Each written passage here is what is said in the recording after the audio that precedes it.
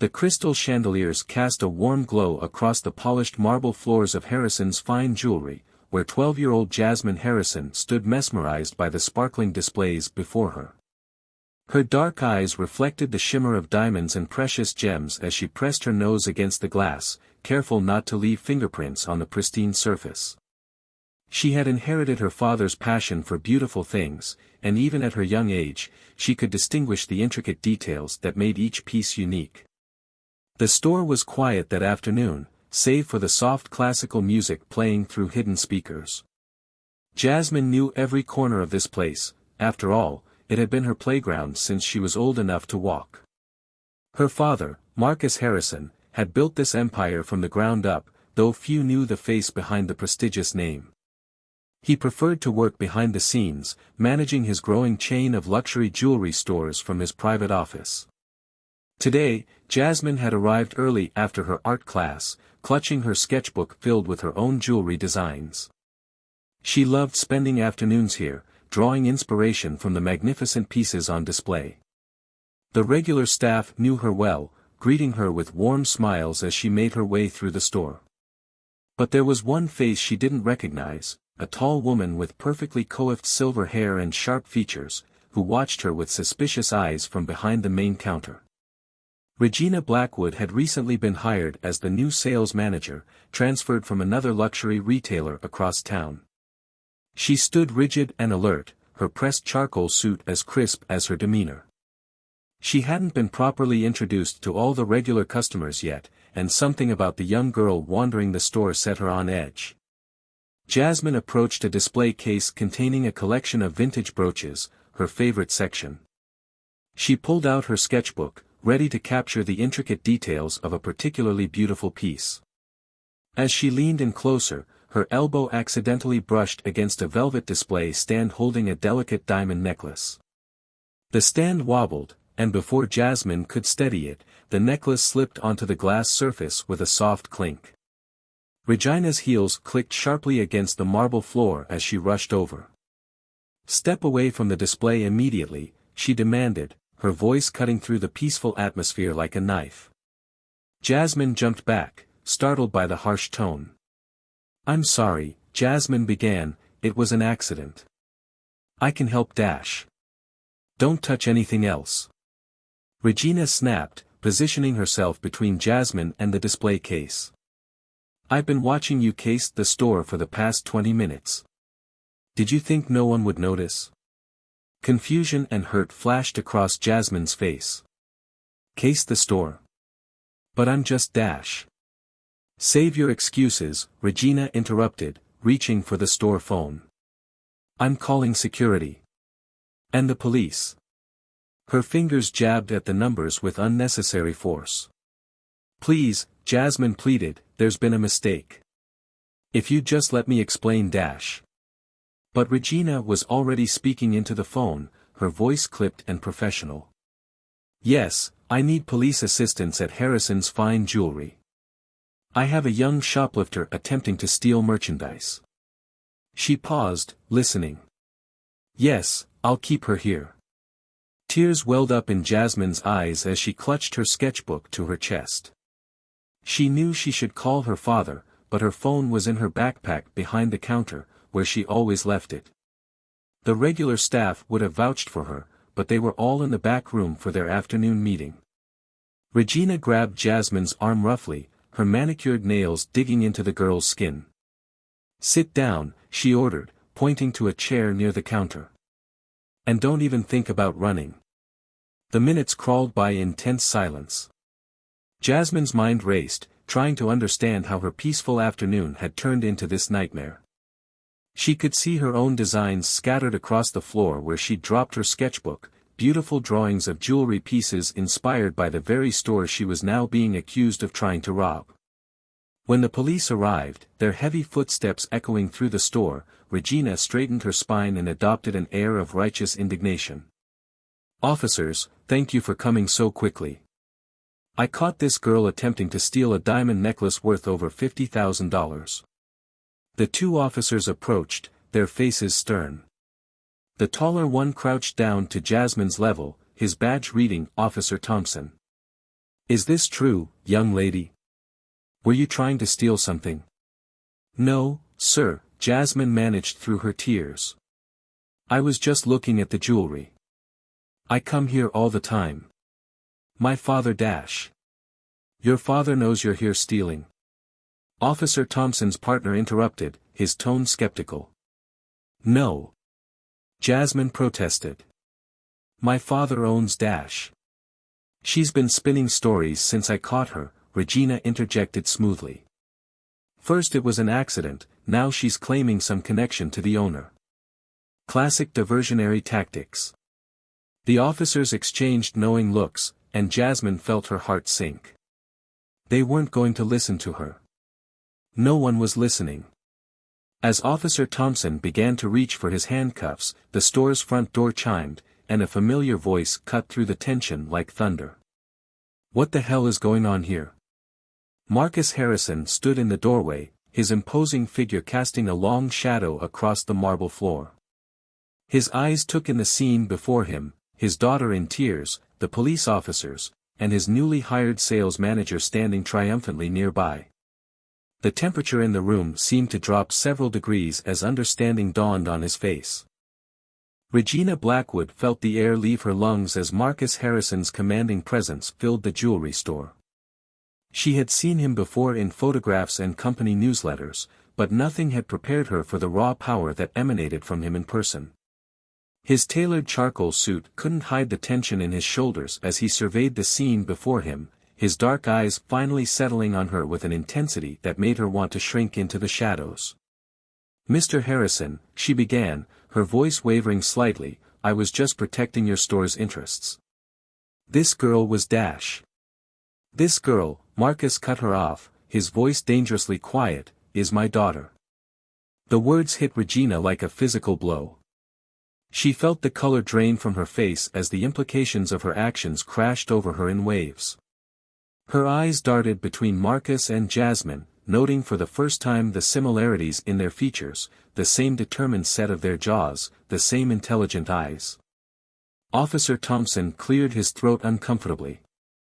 Sir, we received a call about attempted theft. Theft? Marcus's laugh was hollow and cold. In my own store. By my own daughter. He moved to Jasmine's side, placing a protective hand on her shoulder. Officer, I suggest you put those handcuffs away before this situation becomes even more embarrassing for everyone involved.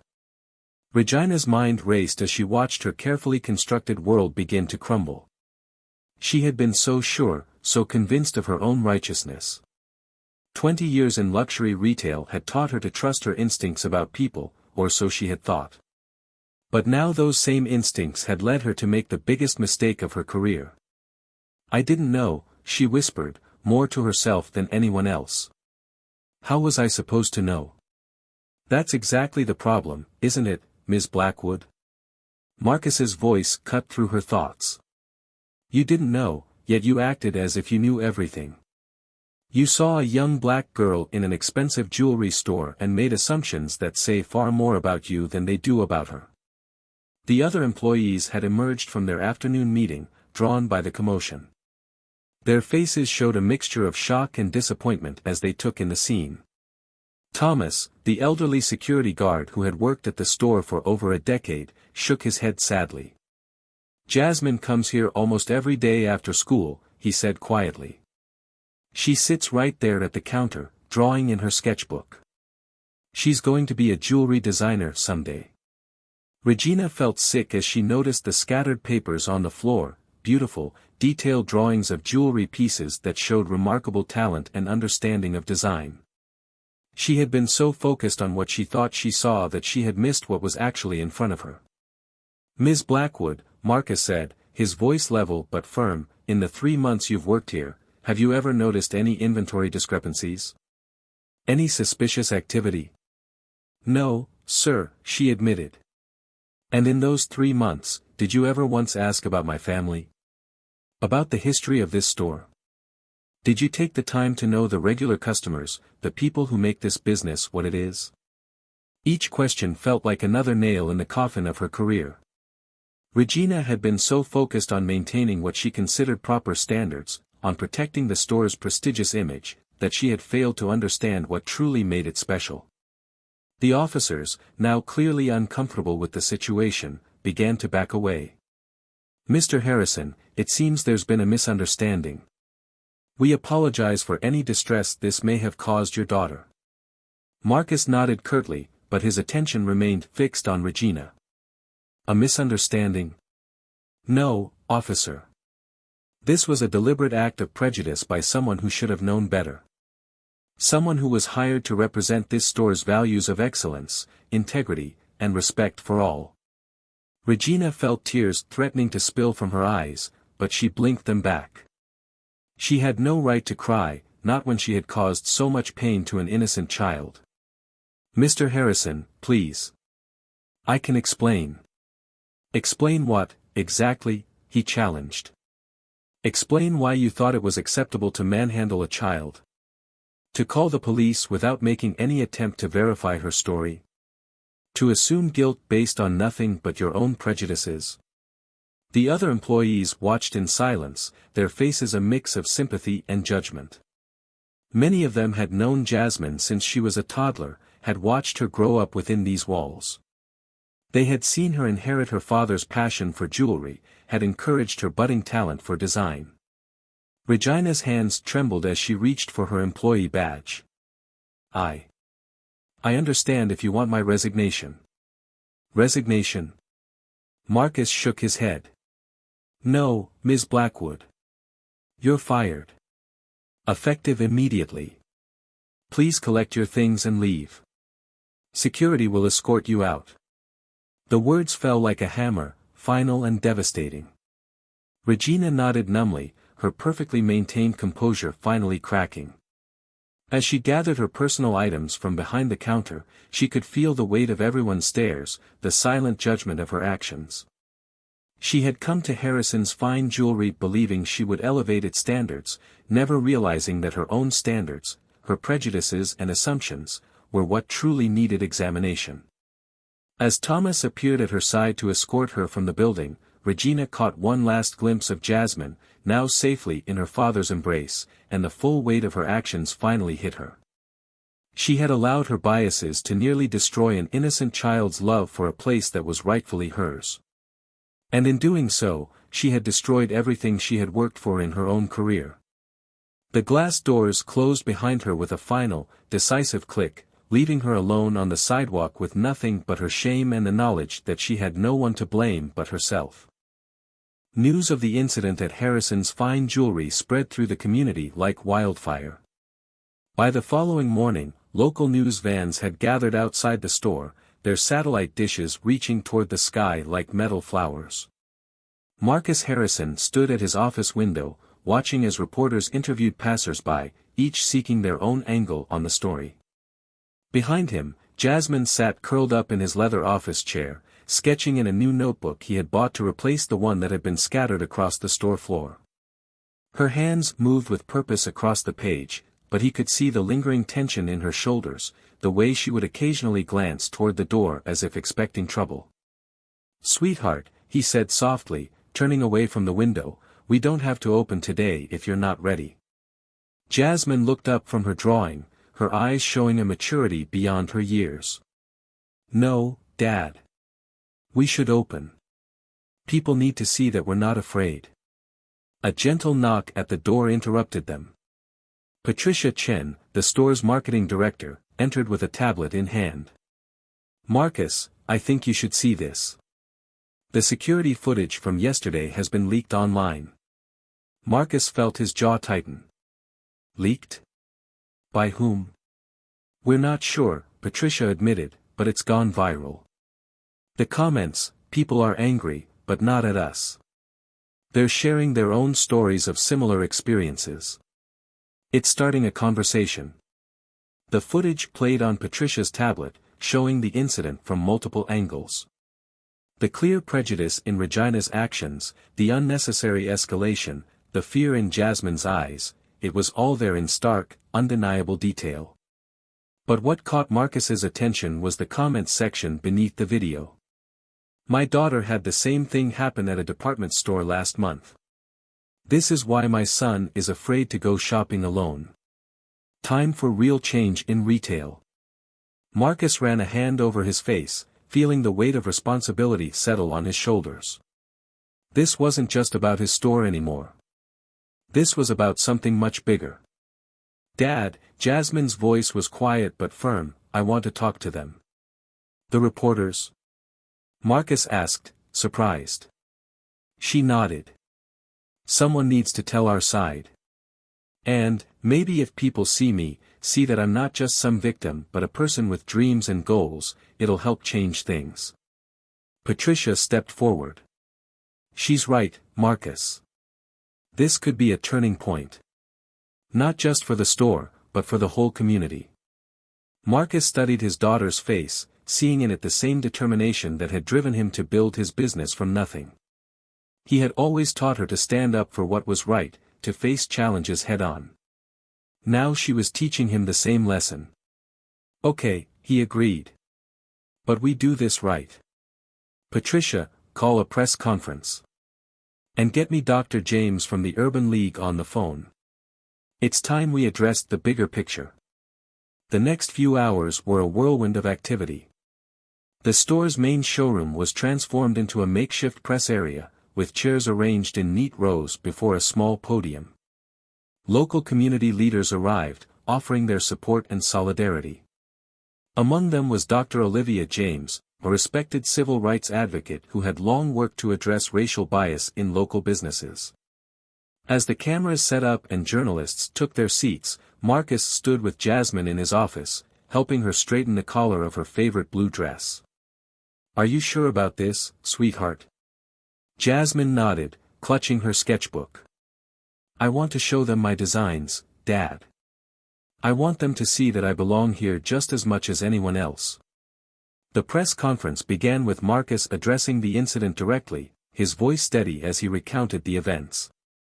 He spoke of his daughter's passion for jewelry design, of her dreams to follow in his footsteps. But it was when Jasmine stepped up to the podium, her sketchbook in hand, that the room truly fell silent. Yesterday, someone looked at me and saw a threat, she began, her voice clear despite her nervousness. They didn't see a girl who loves to design jewelry.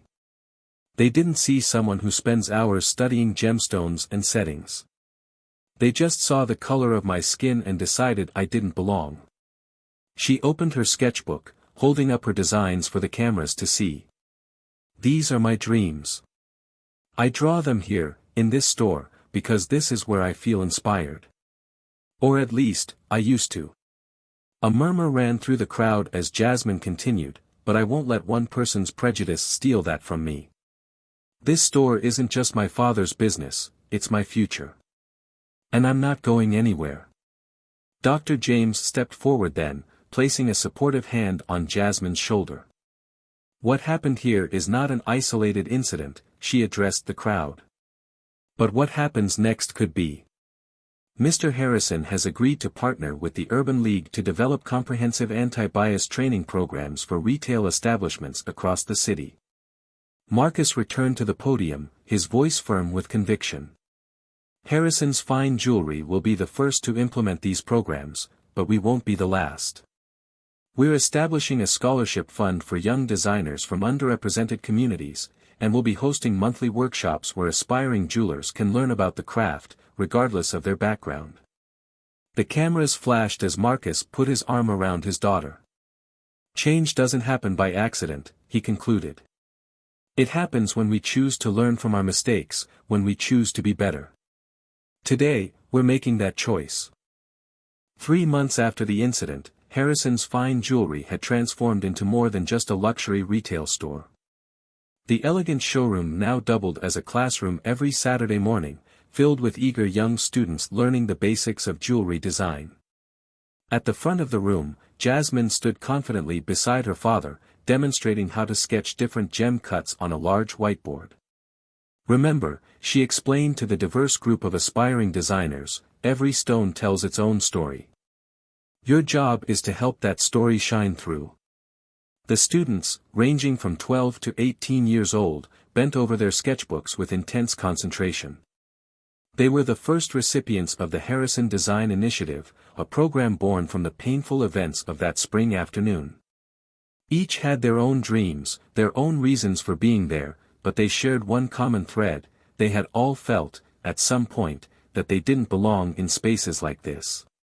Among the students was Darnell Washington, a 14-year-old boy who had been shopping at a different luxury store when security followed him around suspiciously. His mother sat in the back of the room, tears in her eyes as she watched her son's face light up while learning about emerald cuts and prong settings. Marcus observed the class from his office doorway, his heart swelling with pride as he watched his daughter teach. The incident that could have broken her spirit had instead fortified it, transforming her into a young leader who was helping others find their voice. Patricia Chen appeared at his side, tablet in hand as usual. "The first quarter numbers are in," she said quietly. "Our customer base has diversified by 40%, and sales are up despite the initial negative publicity. The community has really rallied behind us." Marcus nodded, but his attention was drawn to a small commotion at the store's entrance. A familiar figure stood there, hesitating at the threshold. Regina Blackwood, looking considerably less polished than she had 3 months ago, clutched a large envelope to her chest. Security tensed, but Marcus held up a hand and walked over to the door. Regina's eyes were red-rimmed, her posture lacking its former arrogance. "Mr. Harrison," she began, her voice barely above a whisper, "I know I have no right to be here, but I needed to deliver this in person." She held out the envelope with trembling hands. Inside was a handwritten letter of apology addressed to Jasmine, along with documentation showing that Regina had completed intensive racial bias training and volunteer work with youth organizations. "I've been doing a lot of soul-searching," she explained. "What I did, it made me confront things about myself I didn't want to see. I'm not asking for forgiveness or for my job back. I just wanted you both to know that I'm trying to change." Marcus studied her face, seeing genuine remorse where pride had once resided. "Change isn't easy," he said finally. "But acknowledging the need for it is the first step." He glanced back at the classroom setup, where Jasmine was now helping a young girl perfect her ring design. "Would you like to observe one of our classes? Not to participate, just to see what we're building here." Regina's eyes widened in surprise. I would like that, if it's allowed." Marcus led her to a quiet corner of the showroom, where she could watch the class without disturbing anyone. As she observed the interaction between the students, the way they supported and encouraged each other, tears began to roll down her cheeks. "This," she whispered, "this is what I almost destroyed. Not just a girl's love for jewelry, but the possibility of all this." The morning progressed, and as the students packed up their supplies, each proudly clutching their designs, Jasmine noticed Regina's presence. She stiffened momentarily, then straightened her shoulders and walked over. "Did you see what we're doing here?" she asked, her voice steady. Regina nodded, unable to speak. "Good," Jasmine continued. "Because this is what belonging looks like. This is what happens when we lift each other up instead of tearing each other down." Dr. James, who had been observing from nearby, stepped forward. "Ms. Blackwood, if you're serious about making amends, we could use volunteers for our community outreach programs. Actions speak louder than words." Regina wiped her eyes and nodded. "I would like that. I would like that very much." As the last students filed out, their excited chatter filling the air, Marcus watched his daughter gather her teaching materials. The incident that had threatened to break them had instead become a catalyst for change, not just in their store, but in their community. A local news crew was setting up for a follow-up story on the program's success. The reporter, a young woman who had covered the original incident, smiled as she watched the scene unfold. "You've created something special here," she told Marcus. "This isn't just about jewelry anymore, is it?" Marcus shook his head. "It never was. It's about creating spaces where everyone feels valued, where talent can flourish regardless of what someone looks like or where they come from. That's the real precious gem we're protecting here. 1 year after the incident that had changed everything, Harrison's Fine Jewelry hosted its first student design showcase. The store's elegant showroom had been transformed into a gallery, with display cases featuring pieces created by graduates of the Harrison Design Initiative. At the center of it all stood Jasmine's collection, a series of pieces inspired by transformation and growth. The centerpiece was a butterfly pendant, its wings crafted from gradient-colored sapphires that seemed to capture the moment of emergence from a chrysalis. Each stone had been carefully selected to tell the story of change, of breaking free from constraints and soaring toward new possibilities. The design represents how something beautiful can emerge from darkness, Jasmine explained to a group of admirers. Now 13, she carried herself with quiet confidence, her voice steady as she described her creative process. Among the guests was Regina Blackwood, who had become a regular volunteer with the community outreach program. She stood quietly at the back of the crowd, watching the young designer she had once wrongly accused. The past year had changed her too, her designer suits replaced with more practical clothing, her former arrogance transformed into humility. "The butterfly piece is extraordinary," Regina said softly when the crowd had thinned. "You have a remarkable gift, Jasmine." Jasmine studied her former accuser thoughtfully. "Thank you. I designed it while thinking about how people can change when they're given the chance." Marcus approached, placing a proud hand on his daughter's shoulder. The store had become a symbol of transformation in the community, with other businesses following their lead in implementing diversity training and youth programs. The Harrison Design Initiative had expanded to 3 other locations, with plans for more. "Dad," Jasmine said, turning to her father, "I think it's time to show everyone the big announcement." Marcus nodded, tapping a glass to gather everyone's attention. The crowd hushed as he stepped to the center of the room, Jasmine at his side. "A year ago," he began, "this store became the center of a story about prejudice and pain. But today, we're writing a new chapter." He gestured to a covered display case. "Jasmine, would you do the honors?" With a flourish, Jasmine pulled away the velvet cloth, revealing a stunning collection of jewelry. "Introducing the Harrison Youth Collection," she announced proudly. "Every piece in this line was designed by a graduate of our program, and a portion of each sale goes toward funding scholarships for aspiring designers." The crowd burst into applause as the young designers stepped forward one by one. There was Darnell, who had created a bold men's ring collection. Maria, whose delicate earrings drew inspiration from her grandmother's Mexican heritage. Kimberly, whose pendant designs incorporated traditional African symbols. Dr. James, who had become a close friend and advisor to the Harrison family, smiled as she watched the young designers bask in their moment of triumph. "This is what change looks like," she said to Marcus. "Not just words or promises, but real opportunities and open doors." Patricia Chen hurried over with her ever-present tablet. "The online response is incredible," she reported excitedly. "The youth collection preview is trending, and we've already received pre-orders from across the country." As the evening wound down, Jasmine found herself back at her favorite spot by the vintage brooch display where everything had started. But now, instead of just admiring the pieces, she was adding her own creation to the case, a brooch designed to complement the historical collection while bringing its own contemporary voice. "Sometimes," she said to a young girl who was watching her with wide eyes, "the scariest moments in our lives become the most important ones. They show us who we really are and what we can become." Regina, who had been helping to clean up nearby, paused to listen. Her eyes met Jasmine's, and a moment of understanding passed between them. They had both been transformed by that day a year ago, one learning to overcome prejudice, the other learning to transform pain into purpose. The store's lights dimmed, casting a soft glow over the displays. Marcus gathered his employees and students for a final announcement. "Today marks not just a celebration of talent, but a reminder that every person who walks through these doors deserves to be treated with dignity and respect. We're not just selling jewelry here, were creating a legacy of inclusion and opportunity. As the crowd dispersed into the warm evening, Jasmine lingered behind, sketching ideas for her next collection.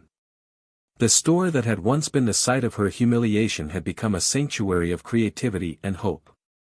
Through the window, she could see the city lights twinkling like the gems in her father's cases, each one representing a dream waiting to be realized.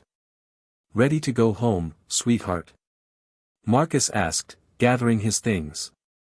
Jasmine looked around the store, at the student designs proudly displayed, at the security guards who now greeted everyone with genuine warmth, at the diverse group of employees who reflected the community they served.